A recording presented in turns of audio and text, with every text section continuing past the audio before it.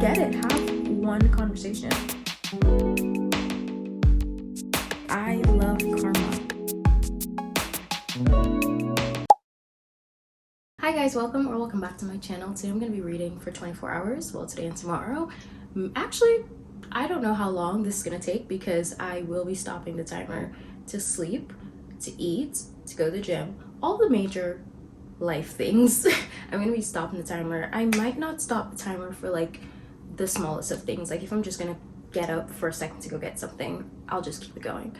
But yeah, that's what we're doing today. I've done this challenge before where I try to do it for 24 hours straight and I fail every time.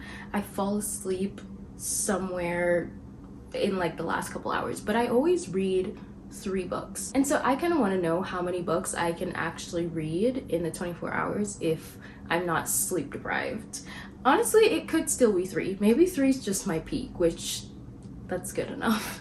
It's currently 10:45 a.m. and I'm gonna start this at 11 a.m. because I see so many people when they do this, their timers like malfunction or something goes wrong or they accidentally like exit out. So if I know that I start at 11 a.m. at least I could have that as sort of a baseline. Before we officially start, I want to talk about the books that I'm thinking about reading. I already started Wild Side. Yes, Wild Side by Elsie Silver. I started this one.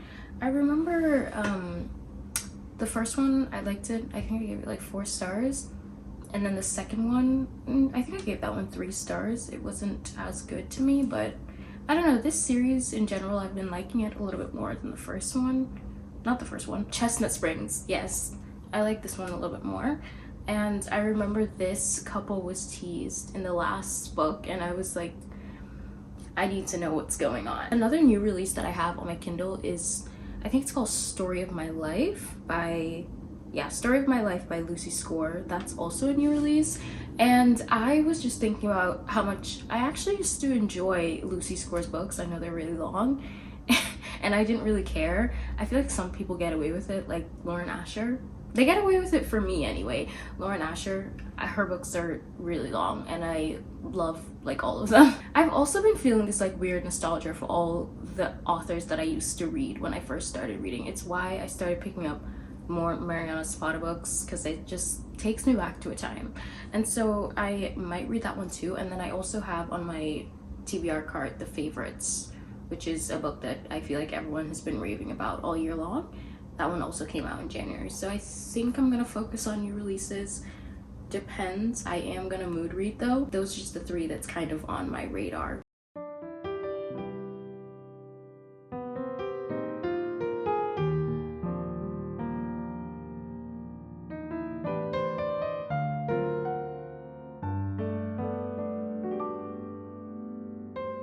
I don't know why I'm so shocked that the male main character becomes the legal guardian of a child in this book, because the whole like point of this series is that it's all single dads. Like, why did that shock me? I just feel like right now there's so much more backstory. Let me see what's in the blurb. Let me see what I can say and what I can't say. There's just so much backstory that we don't know about. Okay, so basically the man that Tabitha hates becomes the legal guardian of her nephew, and I'm guessing something goes wrong, and to fix it they get married. So it's like marriage of convenience and this child is involved. It doesn't mention anything else that I've already found out, so I won't mention it, but why does this feel like a mystery already? Anyway, I'm already hungry and I'm already gonna pause the timer to eat. Sorry.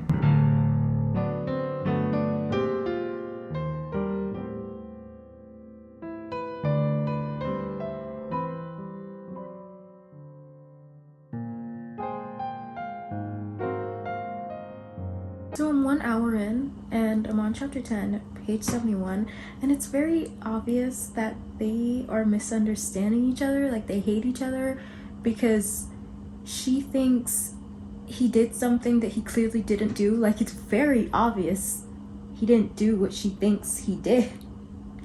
And they just won't talk about it. So I guess we have like 300 more pages of them just misunderstanding each other.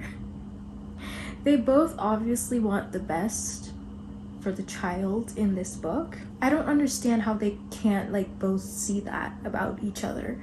It's very easy and clear, and yet they hate each other and they think so poorly of one another.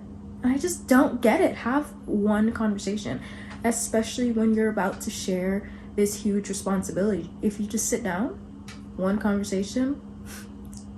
But I guess we wouldn't have a book if they did that, right? If you don't like the miscommunication trope, you wouldn't like this. I don't think so anyway, because I'm definitely just sitting here like, all right, just talk to each other. I'm actually so curious about what actually went down and what led to all of these events though, so it's going well. I'm enjoying it though. I feel like taking a Saturday afternoon nap.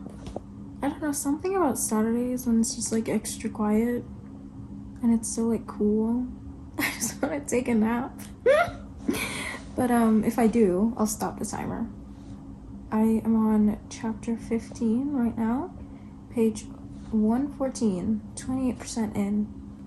This book is so interesting because it's really sad. Like, it's honestly devastating to know what everyone in this book is going through, but because it's like enemies to lovers, they have great banter. And so I'm like sad on one page and then laughing at another. Great balance though.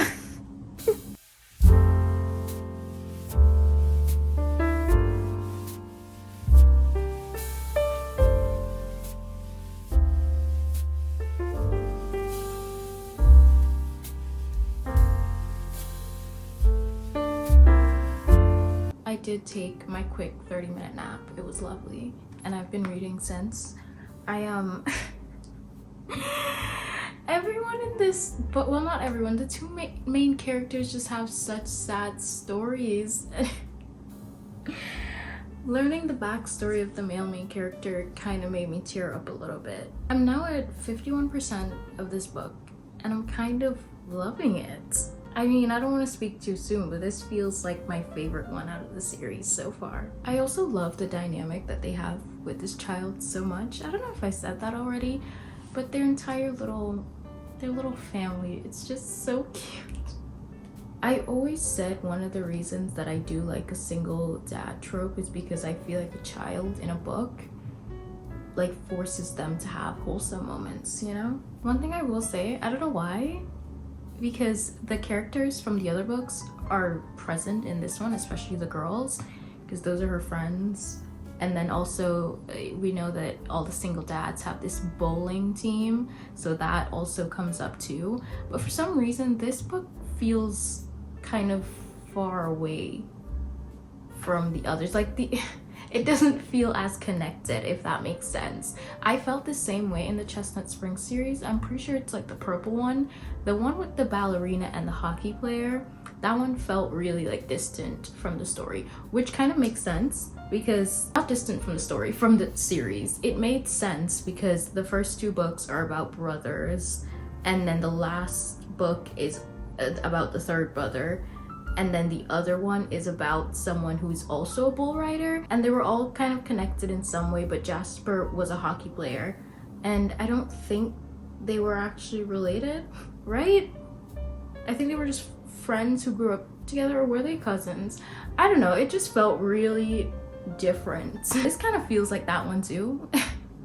It kind of feels disconnected in some way, which doesn't bother me at all because I really like this one, and this so far my favorite one. I feel like something drastic is gonna have to happen for it to not end up being my favorite one, so it's going well. I'm gonna just lay here and continue reading.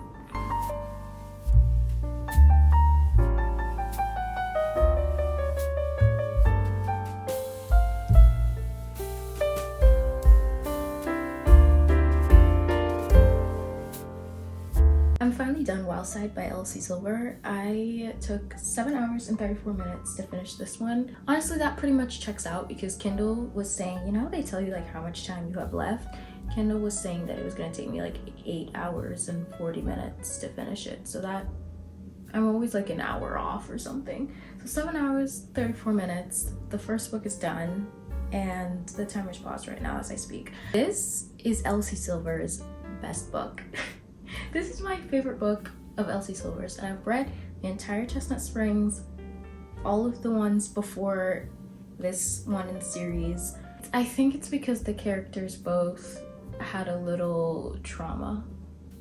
I don't know, it just makes the story more meaningful. I don't always want to hear something like sad, but sometimes it really just tugs at my heartstrings and it adds to the story. I remember saying that I couldn't for the life of me understand why they wouldn't have a conversation, and at first I'm like, is this just a plot device, a way to make the book happen?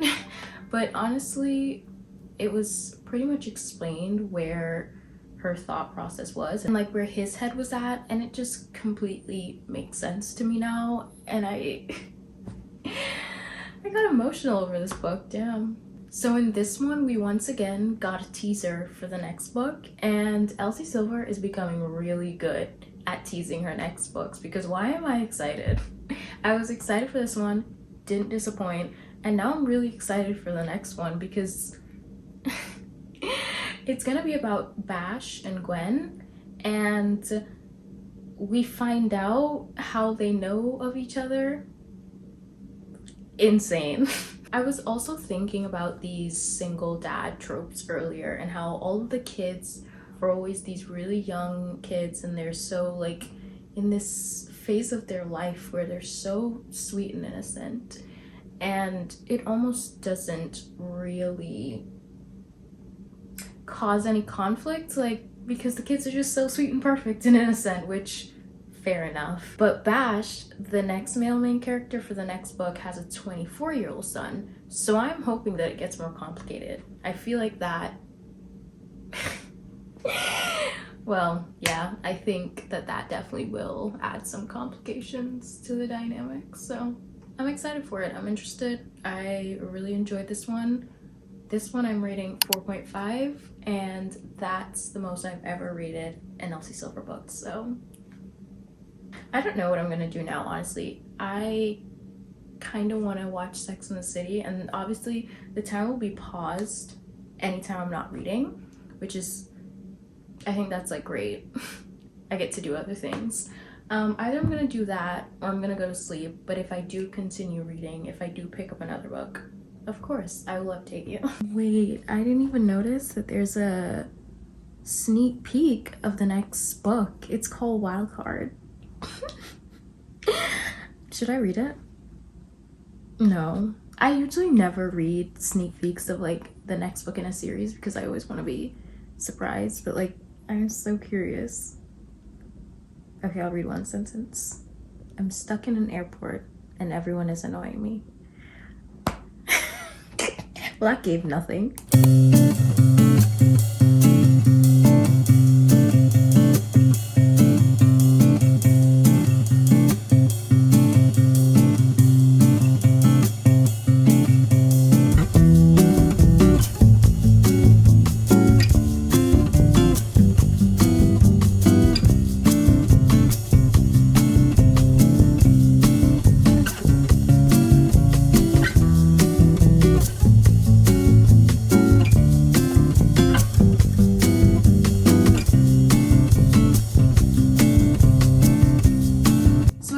Favorites by Layne Fargo. I'm kind of already hooked.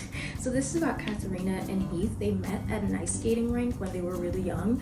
Katharina knew that she wanted to be an Olympic skater from the beginning, and she wanted to do the pairs thing, but she couldn't find a partner. And Heath was actually just there at the ice skating rink for like hockey, after school hockey classes or something. Like, he was in the foster care system and it was like a part of the program. He got to do some hockey thing, and that's how he knows how to ice skate, and that's why he was there. But it turns out that they became really close friends and he kind of never took that path. He learned how to do the ice skating stuff instead, just to be her partner. And all the coaches were like so skeptical about it because he had like no experience with figure skating, but he learned quick and he was really dedicated because of her. This one line, someone said, imagine being down so bad you'd master a whole Olympic sport to spend time with someone. I thought that was so funny, but basically, yeah, that's what happens. That's how their story starts out. And Katharina's childhood, growing up it's kind of rough because her dad died and then her brother became her legal guardian, but her brother is an alcoholic and he's like mean and angry and he always wants to kick Heath out of her life, and so that there's some conflict there. I literally have only read 26 pages and I'm already so into the story already. I know a lot of people did say that this is really fast-paced. It is, and I love that. So basically what's happening in the story now is that something huge happens between Katharina and Heath. 10 years go by and they're now doing a docu-series. Like, people are uncovering this past and it's not something that she signed off on. And so she decided she was gonna tell her story herself. I'm at the part where it's interview style and like a coach is talking, one of her partners, or a different ice skating person, just a bunch of different people are doing interviews and we're like getting their perspective on Heath and Katharina's relationship and their bond and just how they worked together on and off the ice. And it's so interesting. I know a lot of people compare this to Daisy Jones and the Six because of the interview style, and it definitely is giving that, but I feel like Katharina as a female main character is 100% giving Carrie Soto, like that take no shit attitude, and I loved that so much. And Carrie Soto is back. Already loving it here. Another book that people compare this to is Magnolia Parks, and I have seen some people say there's a lot of back and forth between the two characters, so I'm not there yet, but I'm excited to get there, and I'm also very excited to know what went down between them 10 years ago, so.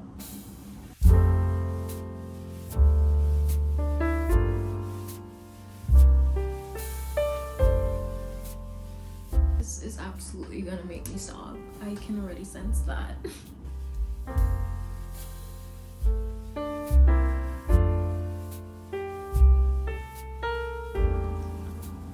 Wait, I'm starting to put the pieces together. Oh no, Katharina, no you did not.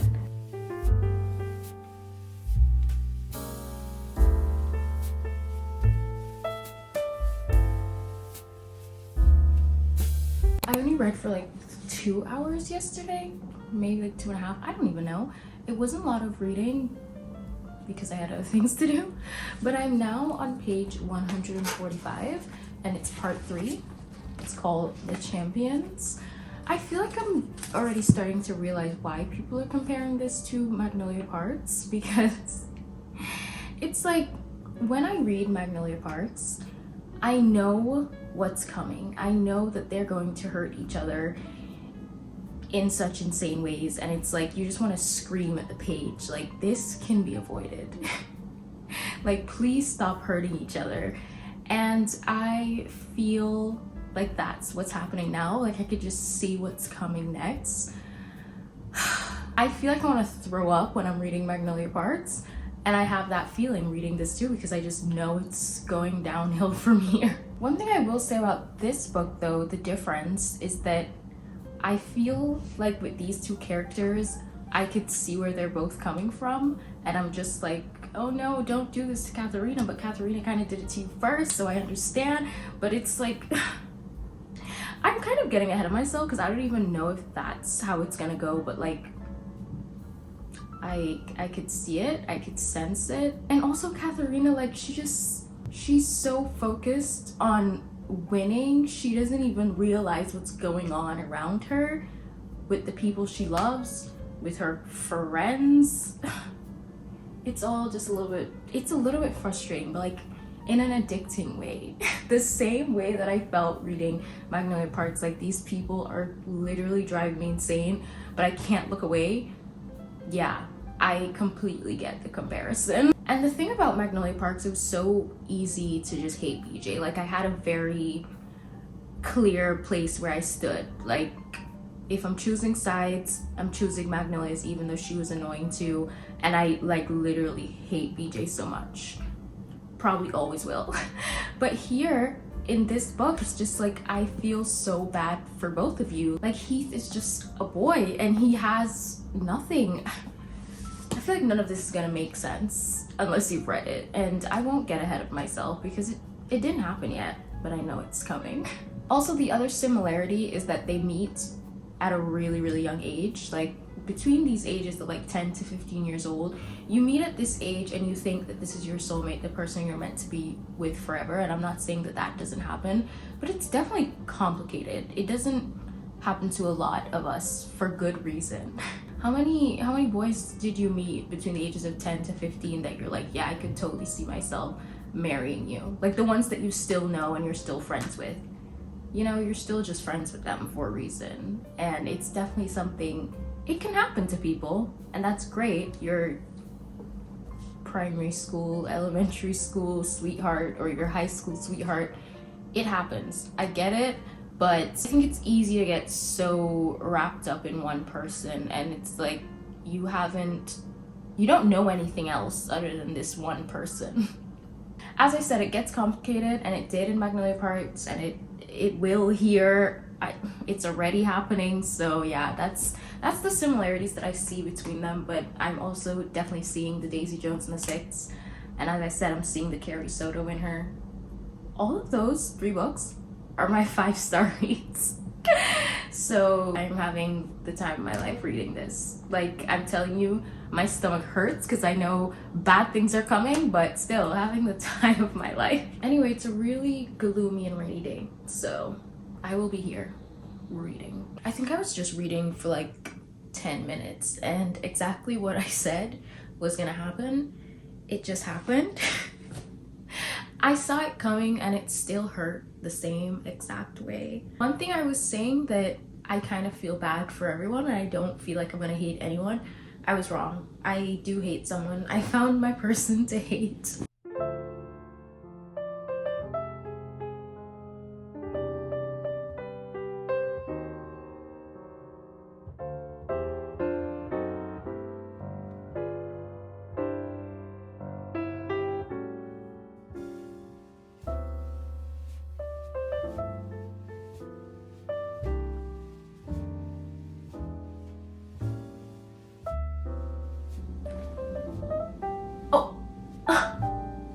Wait, okay, I didn't see this coming, but honestly it makes perfect sense.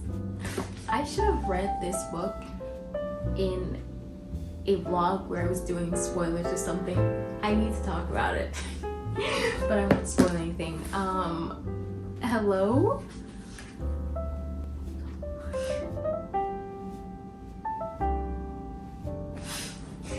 Elsie is so funny. He is really bringing the comedic relief after all the stress this book is putting me through. You know what I just realized? I don't know why it took me so long to realize this, because the names Katharina and Heath were just like in my mind, and I was thinking something about that feels so familiar. Taming of the Shrew and 10 Things I Hate About You. So 10 Things I Hate About You is based on the play The Taming of the Shrew, and in 10 Things I Hate About You, the female lead, her name is Katharina, and the male lead, his name is Patrick, but is played by Heath Ledger. Why did it take me so long to connect those dots? And I'm pretty sure somewhere in this book it said something about taming of something. It took me way too long to connect those dots. But you know what? I got there. You guys, I love karma. I love karma so much. And honestly, the book could end right here and I'd be happy, but we have all of this left. And so I know more is gonna go down. But I love karma. Everyone got what they deserved at this point. I don't know what's gonna happen for the rest of it, and I'm scared. Ellis Dean, karma's a bitch. He is my favorite character.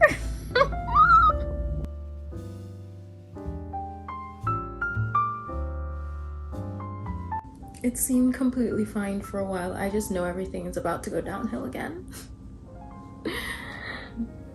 Can I have peace? Honestly, they should have just ended the book there. I would have been fine.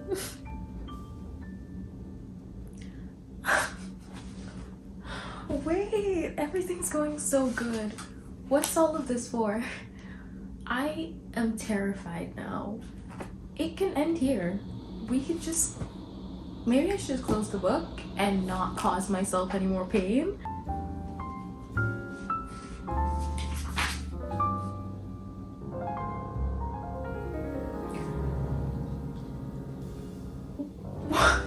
What is happening?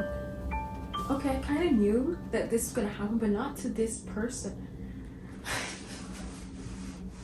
I need a break from this book. I need to read something peaceful, but I also need to finish it. It's so addicting.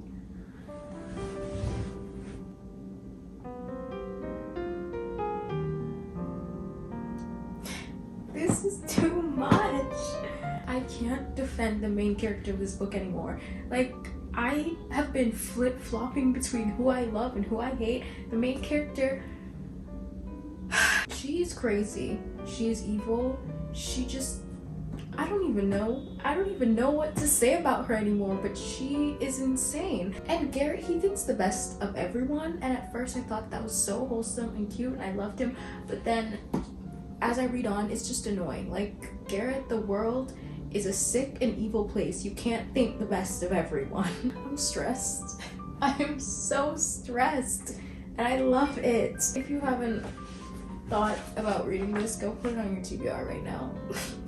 Unless you don't want to feel like this, then I get that too, but you know. I have 100 pages left. I'm on part 5, the last time, and I feel like I need to take a break because every chapter so far has had like some big shocking thing happen at the end of each chapter, and I feel like I'm going insane. So I'm gonna take a break and I'll finish the last 100 pages in a couple hours because this is too much.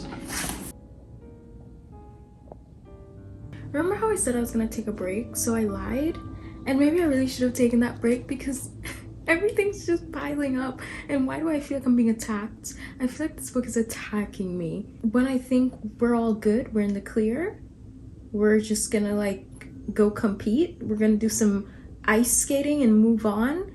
No, there's just so much more personal drama, and I feel like I kept wondering, who do I hate in this book? The answer is everyone. I hate everyone, and I'm also like really rooting for everyone all at the same time. Like, it's weird because I could see the good in them, but I still really hate them.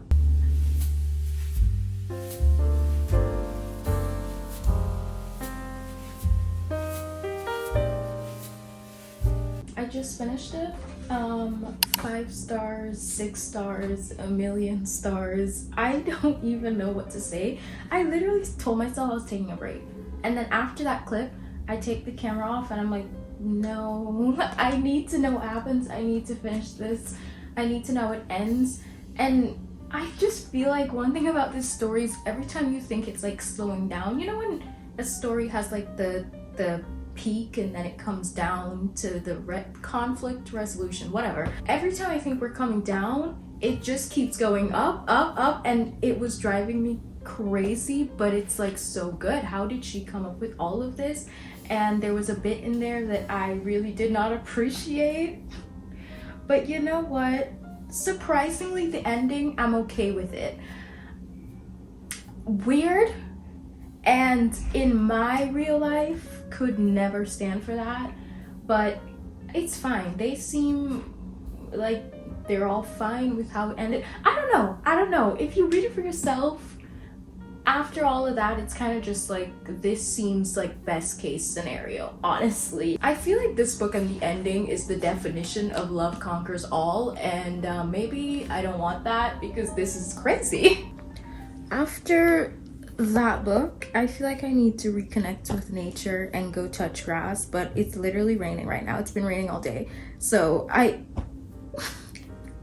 still feel like I need that though. But also I need a rom-com that's fun and just fun and no stress and nothing that's going to give me a heart attack. We have 10 hours left on the clock. 13 hours, 40 minutes has passed. We have 10 hours and 19, wait, yeah. We have 10 hours and 19 minutes left. It's been taking me like 7-ish hours to finish books. We'll see what happens in the next 10 hours of the challenge. Actually, I think this one took me shorter. Yeah, it did, because I finished the first book on 7 hours and 34 minutes, and I finished this one 13 hours 40 minutes. So if it took 7 hours, it would have finished at 14 hours and 34 minutes. So a little bit under 7 hours for this one. Does it matter? No. I kind of wanted to do this to see how much I could actually read in 24 hours without being sleep deprived. Although sleep deprivation is like my default setting, so still going well though. I am gonna go stare at a wall,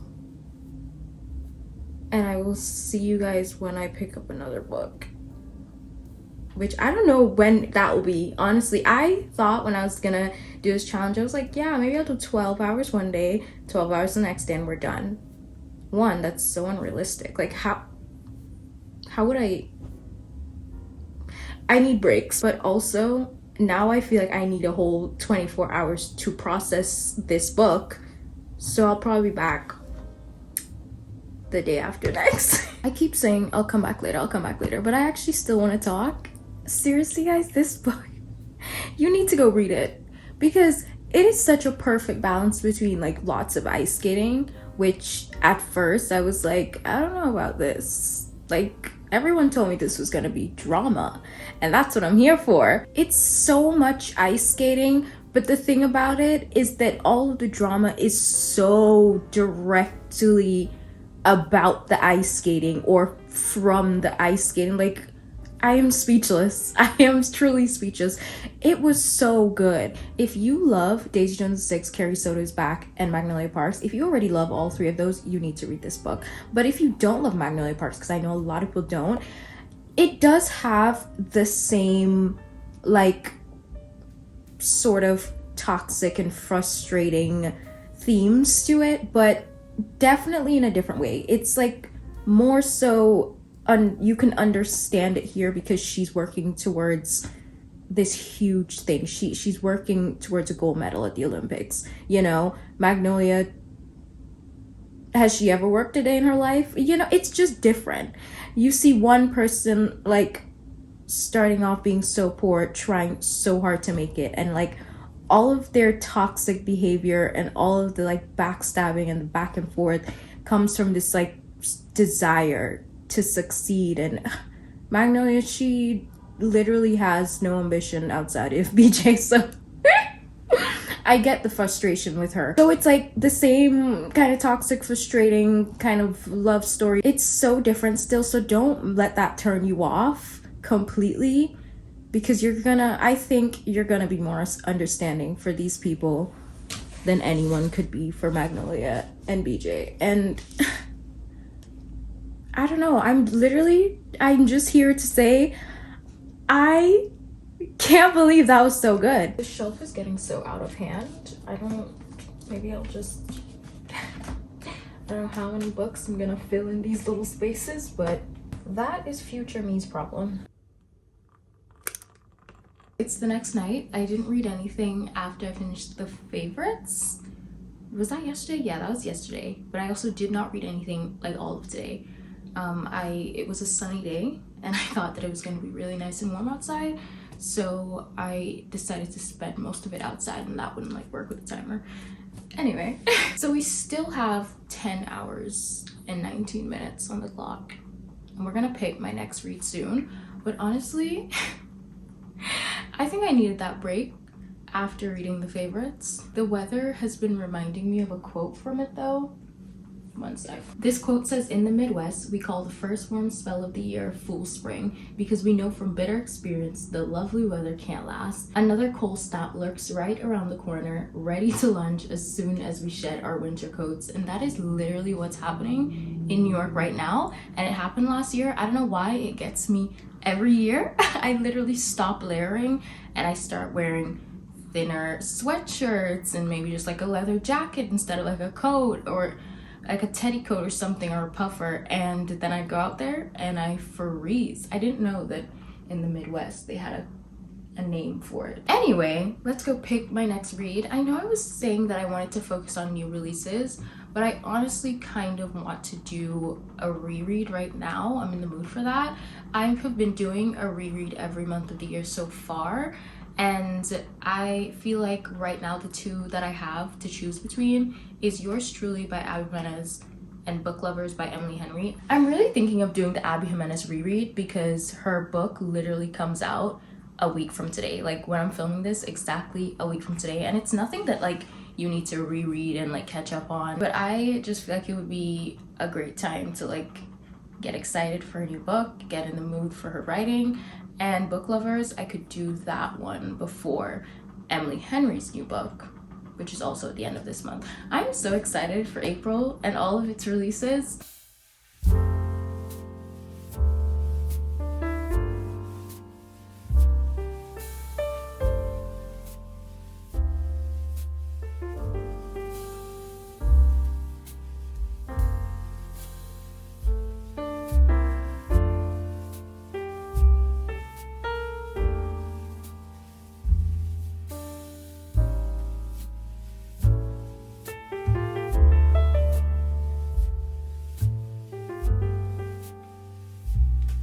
I forgot I have to explain what this is about because I read it already. Doesn't mean that everyone knows what it's about, but it's basically about two ER doctors, and they didn't really get off on the right foot at the beginning, but the male main character Jacob, he like learns about Brianna's brother's situation, which is that he needs a kidney, and he becomes a donor, like without her knowing. He's giving her brother a kidney. How could she not fall in love? But there's also a lot of anxiety representation in this book, and I've heard so many people talk about how much they can relate. Jacob, the male main character, is the one that's experiencing the anxiety, and I feel like when I read this, there's so much I can relate to, but then there's also so much I can't relate to, and it's just like I'm learning how different anxiety can be for everyone. Yeah, they're also gonna fake date too, but that's like literally the most unimportant part of the story for me. I mean, it matters, it's important to the story, but also I'm not the biggest fan of fake dating. I always find it a little bit silly. But yeah, this book has so many other great things going on. So they're also gonna start exchanging these letters, which I think is really wholesome. So yeah, that's basically what this one is about, and this was the first Abby Jimenez book that I really fell in love with. So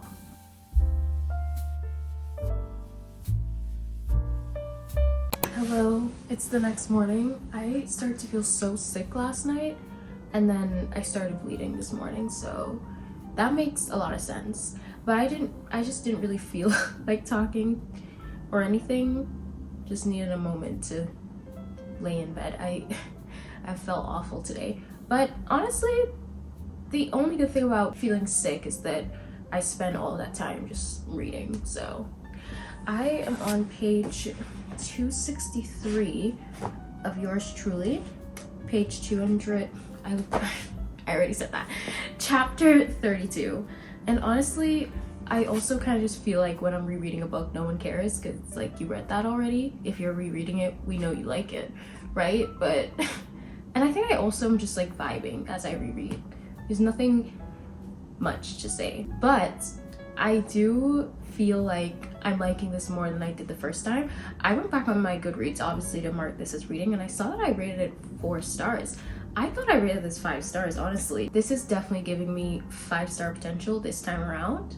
Don't know how I rated it only 4 the last time, but it's so good. And I always talk about Justin from Justice for the Summer, but Jacob, I need to give Jacob his credit. Also, Justin is in this book. Never noticed that before.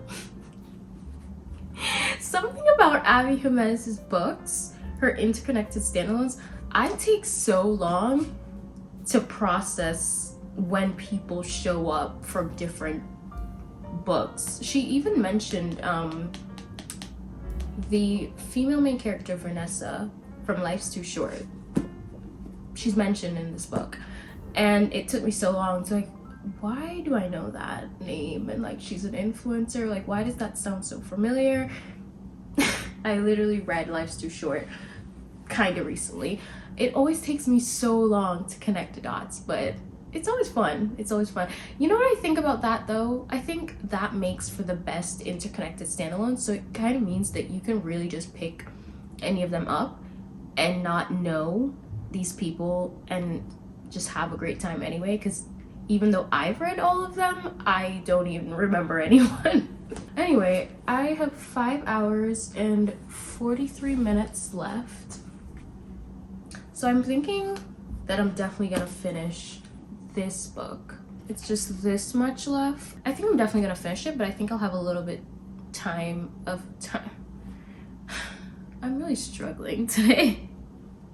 I'll have a bit of time left after I finish this, so I don't know. I think I just planned in my head for 3 books. Like, I thought 3 books was all I could do, but we'll see. Maybe it will take me 5 hours and 43 minutes to just finish that. Who knows, because I'm not doing too well right now. But yeah, the ending of this book, I don't remember any of this happening, and knowing me, I now can see why I rated it 4 stars instead of 5. But I'm not bothered by it this time, so it could potentially be higher. I don't remember any of this. I thought we were past like all of the bad, like the 3rd act breakups. I feel like there was a halfway point breakup and a 3rd act breakup. This is too much. Okay, I'm gonna finish it. I literally have this much left.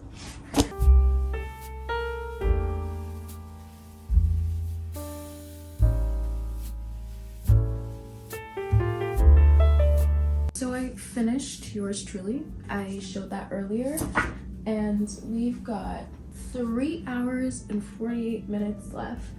I can definitely see why I didn't rate this a full 5 stars in the past, even though I know I enjoyed it so much and I really did love it. And it's the same thing this time. It's just towards the end, not my favorite. Definitely not my favorite.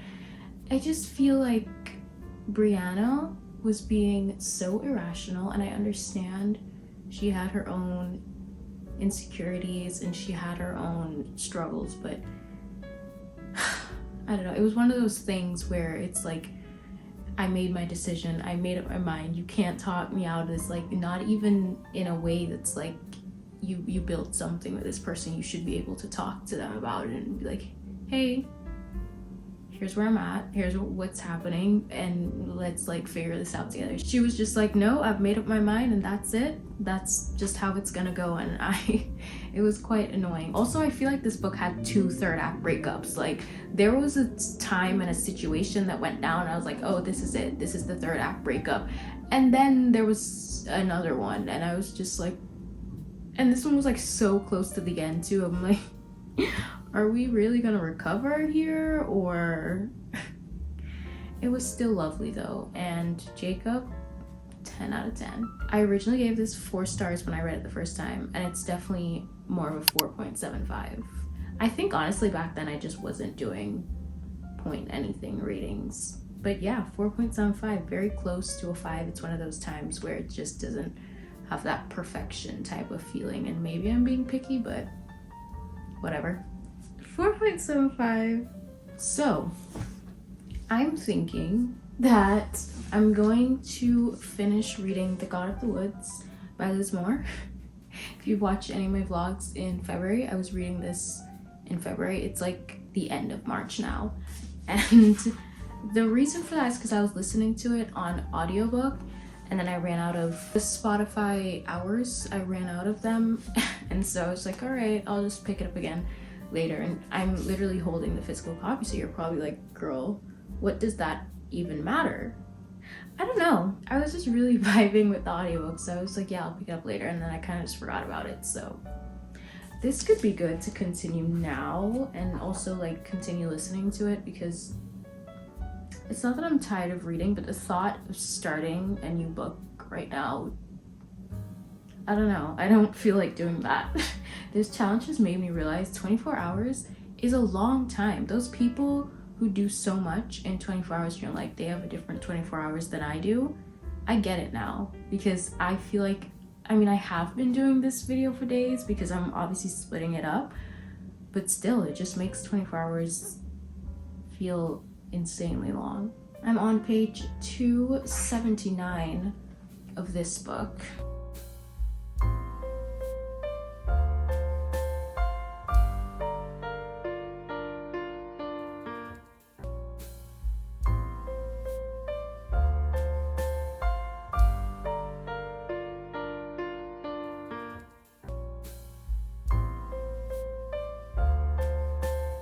If anyone was wondering what this book is about, it's about a rich family who owns a summer camp for kids, and their daughter goes missing while she's attending this summer camp. But the like really strange and odd thing about it is that years ago their son went missing in the same way and they never found him.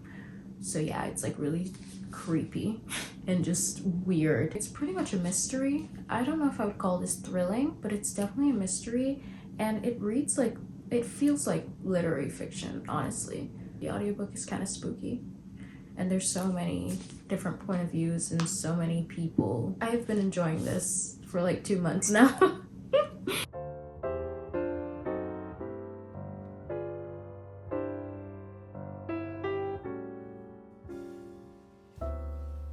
I literally opened my eyes and decided to just finish out this book because I was pretty into it last night, but I needed to go to sleep. The conclusion of this book for me is that as girls, we gotta stick together. Like, all of the women in some way, I feel like, helped each other out, and all of the dots that were connected were all about the women of the story. And I loved that. But overall, the ending was a little bit underwhelming. It was pretty realistic. I feel like somewhere a rich family could be pulling this off right now. But that's not a bad thing at all. I still enjoyed it so much, and as I said last night, like, I was pretty hooked on it, and I didn't even want to go to sleep, but I needed to, and I woke up, opened my eyes, and instantly wanted to finish it. So it was still really good, and even though it took me a long time to finish this, it was because I was enjoying the audiobook so much, and every time I picked it up, I was having a good time. I really recommend the audiobook. Maybe read along with it too. Like, there's so many characters in here. I think the audiobook and reading along really helped me to like focus on the dates and every character's point of view in what specific timeline, you know? It was really helpful. I am gonna give this book 4 stars. There's 1 hour and 38 minutes left on the clock for this challenge, and I honestly can't believe I'm still doing this. I don't know what I'm gonna pick up next. I think that's the only reason I haven't just finished it out, because I have to pick a new book now, and I don't know what I want to read. I feel like nothing on my physical TBR is calling my name right now, but also maybe something on my Kindle. So I will figure that out, finish out the challenge, and I'll be back.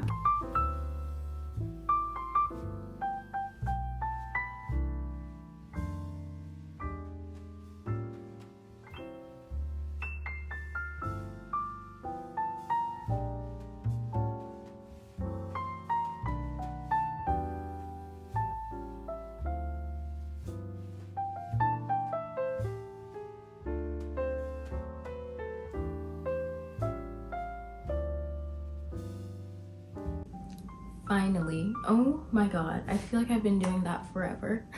Even though I split it up in days, I feel like my conclusion is the same. I still got tired of reading. I still feel sleep deprived.